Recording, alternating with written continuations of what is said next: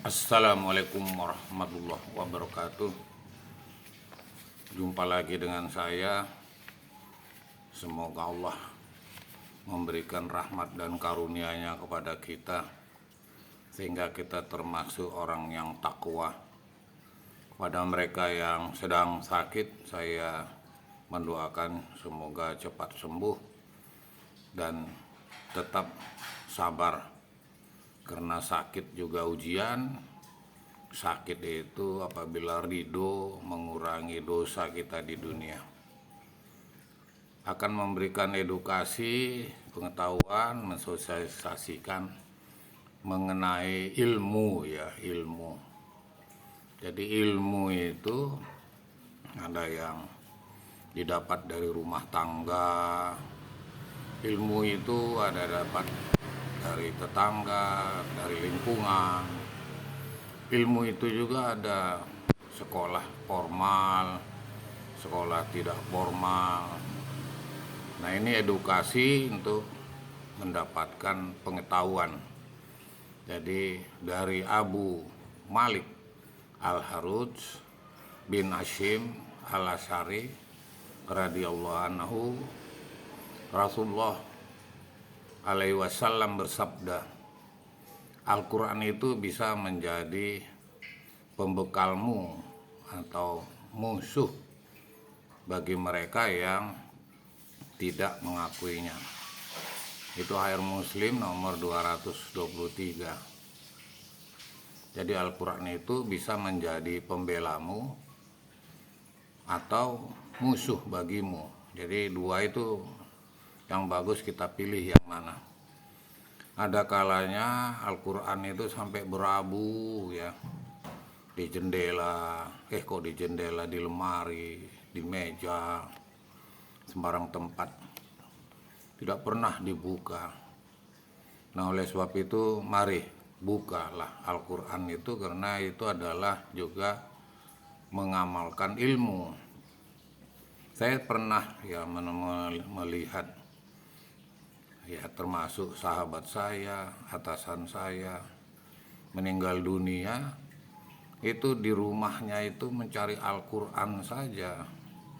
Ada kalanya, ya, budaya di kita ini apabila meninggal dunia ditaruh di ranjang, sudah ditutupi sama kain panjang, nanti di pojok bantalnya itu ada Al-Quran gitu.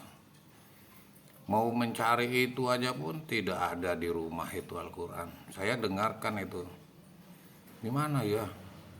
Nggak ada Al-Quran ya di keluarganya almarhum.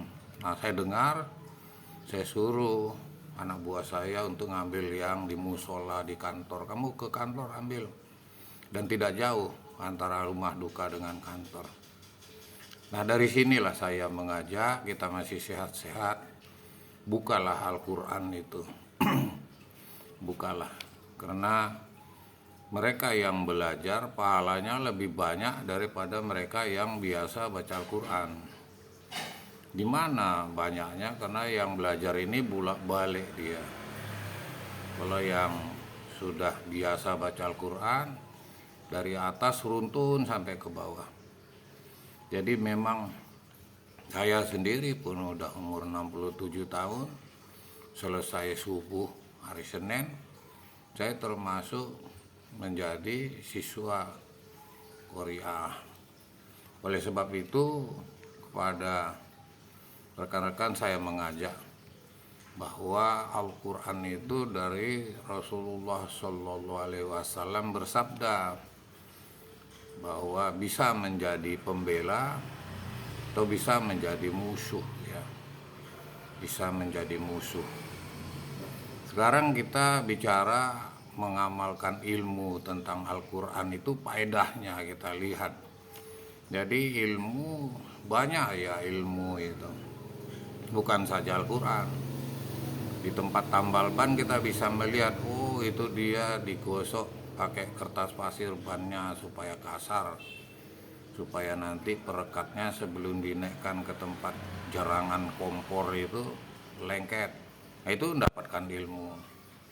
Banyak kita lihat ilmu-ilmu itu, ini dibahas adalah tentang mengamalkan ilmu. Faedahnya apa Al-Quran itu? Hadis ini menunjukkan kewajiban beriman dengan Al-Quran. Jadi di dalam rukun iman ada itu. Jadi tentang beriman dengan Al-Quran itu kewajiban mempelajari. Jadi kalau sudah dibilang kewajiban mempelajari, karena itu iman ya, rukun iman. Percaya kepada kitab-kitab. Wah ini. Faedah yang kedua yaitu pada hari kiamat Al-Quran akan menjadikan penolong ya.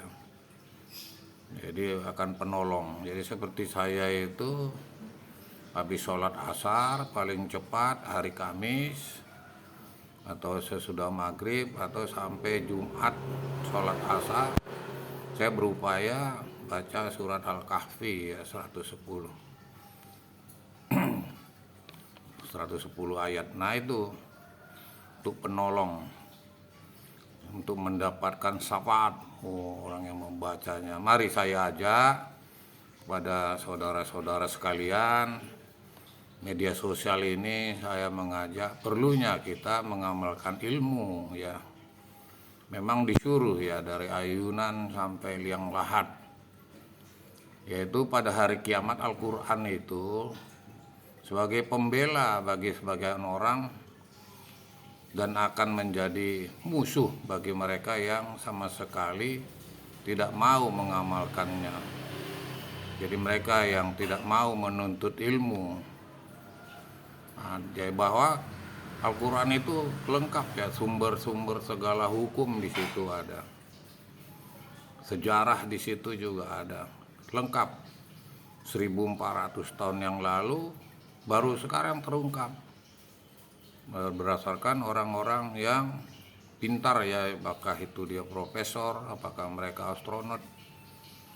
Al-Quran menjadi pembela bagi seorang. Jadi begitu Al-Quran itu yang minta kepada malaikat, kepada Allah. Jadi kita, jasad kita sudah tidak bisa lagi ngomong, mulut kita terkunci, tangan kita, mata kita. Jadi Al-Quran menjadi pembela bagi seseorang jika ia beriman dengan Al-Quran, mempelajarinya dan tidak mempelajarinya, dan tidak pula diamalkan bagi mereka yang tidak mempelajarinya. Wah ini jadi musuh dibilang di sini. Jadi perlulah untuk kita mempelajarinya ilmu ya. Selanjutnya yang ketiga, faedahnya pada hari kiamat Al-Quran akan menjadi penolong atau pembela bagi sebagian seseorang. Itu yang saya bilang tadi. Kita berdoa sesudah kita baca Al-Quran, semoga mendapatkan syafaat dari membaca Al-Quran. Dan akan menjadi musuh bagi mereka yang tidak mau, bagi sebagian orang. Jadi bagi sebagian orang ini kalau tidak mau ya menjadi musuh oleh Al-Quran itu sendiri. Bagi mereka yang mau, Al-Quran itu bertanggung jawab, dia sebagai pembela kita nanti. Al-Quran menjadi pembela bagi seseorang jika dia beriman dengan Al-Quran, mempelajarinya. Jadi setiap hari Kamis pagi kami belajar Al-Quran, ada gurunya khusus. Satu persatu kalimatnya itu diartikan. Saya mengajak, walaupun usia saya sudah 67 masih mau. Bagaimana mereka yang muda-muda, jangan berpemikiran nanti saja kalau sudah tua. Ya kalau sampai tua, banyak orang meninggal itu masih usia muda. Nah dengan adanya media sosial ini, saya minta untuk tidak dilewatkan ya. Walaupun mereka punya paket, nampak video tidak mau diputar. Karena belum ada hidayah ya, karena memutar video itu juga hidayah. Dulu saya selalu memberikan tausiah itu dengan tulisan, banyak sekali alasan-alasan. Terlalu panjang lah, tolong disingkat lah. Saya bilang bahwa di mata itu adalah setan, atau dibaca dicicil. Tapi begitulah manusia. Nah sekarang saya buat video untuk mendapatkan bekal ilmu, bahwa pentingnya kita untuk menuntut ilmu. Di sini sudah disebutkan dalam Quran surat Al-Baqarah ya, di surat Al-Baqarah 121.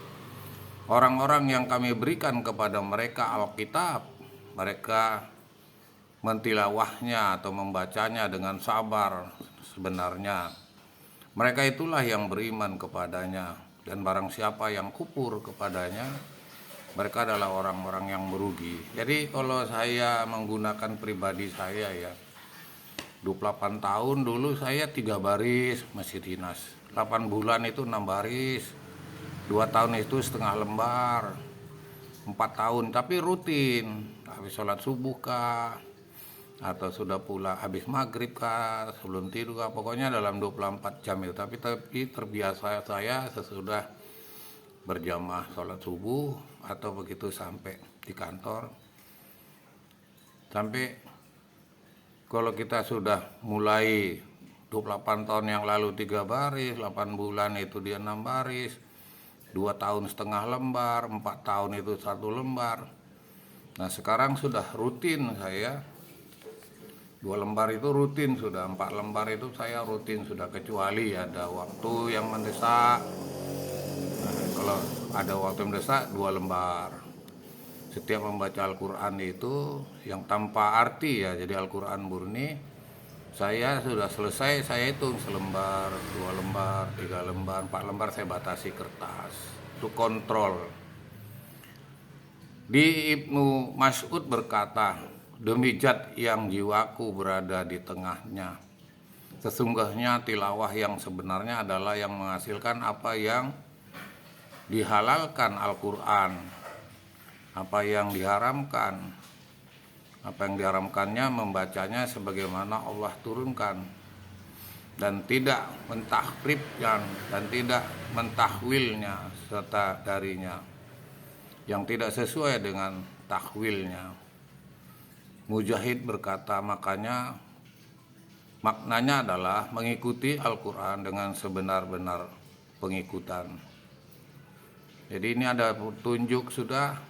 Mari kita, kesempatan media sosial ini tidak ada istilah terlambat. Saya pernah terenyuh itu di Malang, usia 71 tahun sama sekali tidak bisa Al-Quran, tidak bisa baca, sampai bisa. Wah kan hebat itu, 71. Banyak teman-teman saya itu ada kalanya usia-usianya, kalau saya dulu bekal, karena di daerah saya minus ya, di Sibulga sana. Jadi saya 2 sekolahnya, SD negeri, sudah itu ibtidaiyah. Hadis ini menunjukkan yang tadi itu faedahnya, atau Ibnu Mas'ud, hadis ini menunjukkan kewajiban untuk mengamalkan. Jadi hati-hati ya, ini udah kewajiban. Bagi mereka yang tidak mau merasakan wajib, itu menjadi musuh bagi Al-Quran. Wah ini bahaya nih kalau sudah Al-Quran dari sumber hukum menjadikan musuh. Mari saya mengajak. Hadis ini menunjukkan kewajiban untuk mengamalkan ilmu yang telah dipelajari. Oleh sebab itu melalui sosial ini saya beranggap untuk beramal, menyebarkan tausiah, ilmu pengetahuan apa saja. Anjuran dalam faedahnya itu kepada para penuntut ilmu, penghafal Al-Quran, agar meluangkan waktu untuk mempelajari dan memahami Al-Quran di samping menghafalkannya. Jadi bagus sekali saya untuk mengajak melalui media sosial ini. Perlulah kita untuk merenungkan apa yang sudah bisa kita buat untuk diri kita, karena di dunia itu sangat singkat, itu lama nanti di akhirat. Saya sering mengulang-ulang itu, kita di dunia ini hanya 3,5 jam. Kalau saya ambil patokan 100 tahun umur, karena 1 hari di akhirat itu sama dengan 1000 tahun di dunia. Oleh sebab itu mari sempatkan waktu, jangan Al-Quran itu jadikan jimat ya, ditaruh di dashboard mobil, bahkan digantung ya, atau di rumah dijadikan jimat, bukan dibuka, bukan dibaca. Inilah yang membuat kita terselamat, karena dalam pengetahuan akan kita gunakan. Sangat sayang waktu saya terbatas. Terima kasih. Assalamualaikum warahmatullahi wabarakatuh.